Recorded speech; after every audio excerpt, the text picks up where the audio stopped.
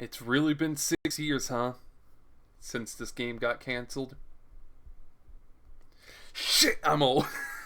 But anyways, if you don't know, Dragonborne Rises Supremacy is a TCG originally created by Bushiroad, but its actual main lead game designer was actually someone who worked at Duel Masters, or on Duel Masters and Magic. So there's definitely a lot of similarities between Magic, Duel Masters, and this, but with one big key difference being the focus on dice, which we'll get to here in a minute. This is going to be a very brief tutorial over the game, but it's not even a full tutorial. It's kind of showing off some neat things about it.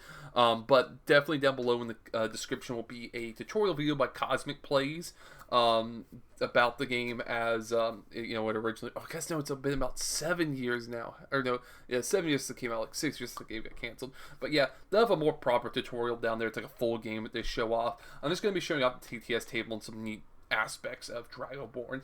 So over here I have recreated all of the packaging of the different 5 trial decks and the 5 sets that came out, as well as a little slot for some promos. But whenever you open up a trial deck, this will be your base starting thing. You instantly have the pre-constructed deck as it was, as well as your 3 necessary dice to play the game. Additionally, in these trial decks, I have just a single 1 copies of each card that's in the trial deck. These were the cards that were exclusive to our trial deck, while these were the cards that were also available in the respective booster packs. I just put these here to make it easier to grab stuff if you're wanting to make your own custom deck. But for the first 3 trial decks, the non-exclusive cards are in Booster 1. For Trial Deck 4, it's in Booster 2, and for Trial Deck 5, it's in Booster 3. So like I said, let's just go ahead and just grab this 1 trial deck here, and go ahead and plop it over here. Then we'll go ahead and grab our dice, and put them over in our dice area for the moment, just so that they're sitting nice to the side. So on the bottom, or say on top of the deck, so just go ahead and flip the deck over. You'll actually have these 3 banner cards. These are essentially lands from Magic, and essentially they're 3 lands you start with. You can make your deck out of any color, like your deck can have any colors in them. Definitely having the colors that are the same colors as your banners will give you greater consistency of actually being able to play out cards. Since the only way to play extra resources is by playing a random card from the top of your deck. With some minor exceptions, but that's your main way of getting extra resources. Basically, you start with essentially 3 lands, or banners, as they're called, and you have to have 3 dice that match the colors of your banner. So, for this trial deck, it does have these 3 different colors, but you could have, like, all yellow, but if you have all yellow banners, that means all your dice have to be yellow. So basically, you'll end up starting the game by shuffling your deck. I guess I should go ahead and choose to be a player so this will work. You then draw yourself 5 cards. You can mulligan any bag. I'll keep them all in hand. Whenever you mulligan, you just shuffle them back in and draw the same amount. You can go ahead and flip the card over in your hand when dragging it out of your hand to put it into the deck. And then that way your opponent can't see it. Just basic stuff there. Now, I guess one other thing to go over really quick before we actually start doing this. As you can see, as I hover over the cards, the only thing that's here is... the only thing that's here is the names hovering. I haven't added in the individual card data for every single card, because that's about 600 cards, and that would take a while. It may eventually happen, but for right now, I have no plans to. If you guys want to help out, you can always comment down below in the video, and we can potentially see something about helping out there. But for right now, I'm just not going to worry about it. So if you want to read the cards, you just simply hold the Alt button, and it'll make the cards pop up on screen, and you can then read them from there. A little annoying, but it's something that works. Like I said, in the future, I may add all the individual card data for every card, but I'm good for right now. So anyways, after you draw your opening hand, you then put the top 6 cards of your deck into your forts, 2 into each fort. And basically the game victory condition is, or loss condition, as you can see here on the paper playmat here. It has all the different stuff, but during the end phases, when you check for if it's a game loss, and if a player has no barriers at the end of at the end of any turn, then they lose the game. I may call these shields. They're called barriers. They're shields and dual map. So if I use shields and barriers, they're kind of interchangeable. So then after you got this all set up, technically these start face down, but then you would flip over your banners, whatever. It doesn't matter, because your dice are going to be here. Your opponent's going to know what colors you're playing. So you just go ahead and do that. So you would draw for turn, and on a normal turn, then you would I can't remember which step, but basically, you'll flip over the top card and put it into your resource area. You can kind of have your things stored however you want here. If you get a bunch of the same color, you can just stack it into one stack and then just drag one to the side and tap it. And then whenever you would untap it, you can put it back in the same stack or have them off to the side. However you want to organize it, that's something you can do. But after you resource, you did end up rolling your dice. I can't remember if you roll your dice first, then put the top card of your deck into your resources, or which of those. Like, it'll be in the proper tutorial video, whatever. But basically, yeah, you'll end up drawing one, resourcing one, and then rolling your dice. I just hit the R button like 3 times in quick succession because that gets them pretty well shuffled up.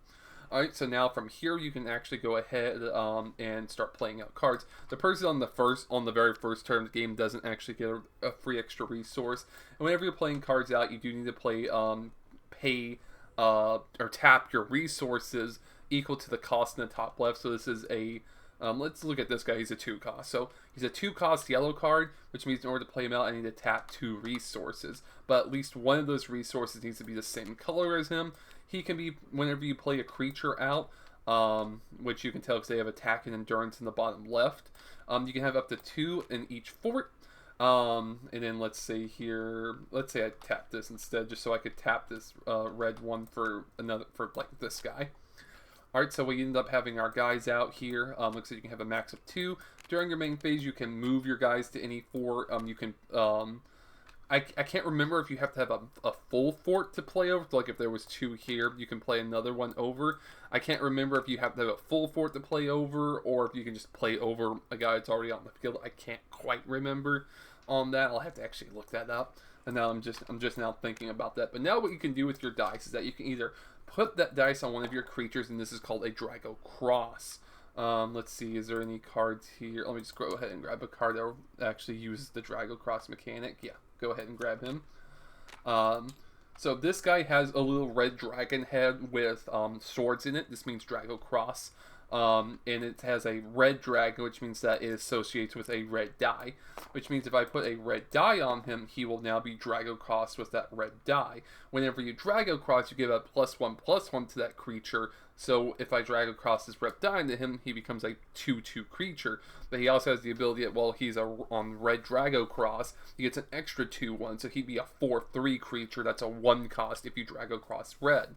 But alternatively, you can actually use your dice to become Drago Shields, which you place right in these areas. The dice have to match up with the same colored banner as your guys. But whenever your opponent would attack your guys, they choose to attack a fort specifically.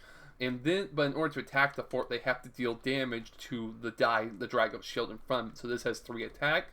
This is a 3 defense die because it's a die that's number 3. So she attacks that. There's nothing I can really do about that at the moment, except for just take that and what it is. Then she destroys the die, and then if she has another creature, she can then attack any of the forts still again of her choice. But if she attacks a fort without a Drago Shield, I can then tap an untapped creature to make it battle. So like right now, this is a 1/1, and this is a 2/3. They would battle. Anytime a card's defense hits 0, it dies, or endurance, I should say. So this would deal 1 damage, since it has 1 attack, to this card's 1 endurance, or 3 endurance. So this becomes a 2 endurance. But this deals 2 attack to this card's 1 endurance, in which case it would die in this specific scenario. Of course, if I choose not to block, or there's just no creatures there to block, and there's no Drago Shield, then I take a damage by adding that card to my hand. If that card has the Fort Burst ability, let's see, any of these guys have it? Nope. Let me go ahead and search one. But if a card has Fort Burst, like this guy, which is that little explosion icon that says Fort Burst, right here in the reminder text, then you can trigger that ability whenever, instead of adding it to your hand. So this card's ability is to play it out. So you can play it out to any of your barriers in that case. There's some other rules, like I can't remember, because there's abilities that get you more barriers, and I can't remember if it's actually capped at 2 per fort. I think it is. So like if you tried to gain another barrier and there's already 2 there, you wouldn't get any more. I'm not entirely sure on that. Some rulings I need to clear up on, get a little unrusty about. But yeah, if you have any questions down below, just ask me and I'll just look them up, or you can also look up on the Dragoborne wiki, which is still up, which is where I got all the card information that I ended up needing. But yeah, basically, whenever you would take all the damage, at the end of your at the end of any turn, like I said, if there's no cards if you have no barriers in any of your forts, you lose the game. But you can also still do what's ambushes. So this card has the ambush keyword. So in this case, it says ambush 2, which means I need to tap 2 cards, and I can set it face down to the ambush zone. And anytime that its ability would be triggered, I can, or the conditions met, I can flip it over and trigger it. So this says, when this fort is attacked, if this card is in ambush, you may choose a fort and deal X damage to all creatures in that fort, where X is the value of one of your red dice. Now, this does not actually say opponents, and that's important because some cards actually trigger whenever they're destroyed. So you can actually use this card if your opponent were to attack this fort, trigger this, and then pop all your guys in one of your own forts if need be equal to one of your red die. Or of course your opponent's just, it's a bit more versatile with Pyroblast here, but it's an interesting card. I did a few things back when I used to actually play the game with it. So yeah, it's kind of the whole things here. Of course, whenever you run out of barriers in a fort, then at that point that die becomes just like, you might as well just drag across it from the extra stuff since it's linked to the same column that the same color banner's in. And of course there's some strategy there of being like, well, which fort do I take out based on what kind of die the combination they have and yada yada. There's definitely a lot here to really go over, but that's just a basic simple overview of everything. So yeah, basically whenever you would be operating stuff, I do have all the banners and dice here when you're making your own custom deck, and each set does have all the cards split into the different colors, so you can right click and search them to go to the different things. It should auto zoom in the deck editor to go ahead and just let you read the cards. It's just Control C, Control V, basic copy and paste shortcuts to create your cards. And whenever you're ready, you can go at, whenever you've made your whole deck, like let's say this is a whole deck that I created, you just take your whole deck with your 3, I was gonna say, I just like putting the 3 banners on top because it's easy. And then you just drag and highlight the dice in the deck, go save object, you save it, and then you can go into your saved objects and load your deck. Is another one I already did it for. So yeah, that's pretty much it for this. Like I said, down below in the description is the link to the table itself. In order for you, of course, to play, and basically what it is, let's see here. I guess I'll go ahead and have to pop it open. Games. Basically the link in the description to download the table will end up taking you to the Steam Workshop here, where you just hit subscribe, and they'll automatically put into your Game Workshop folder, and you just click on it to load into the game. And anytime you load into the game under the Workshop menu, it does take you to a fresh version of the table. So yeah, that's really all there is to say about that. Also, like I said again below in the description, besides just the tabletop link, is the link by Cosmic Plays. It's a more proper tutorial over everything. But of course, if you have any more questions, comment down below. It's really great to see this like in some form playable again. I'm going to be playing with some more friends here in the coming weeks, and maybe I'll upload some videos over that. So see you guys later. Have fun.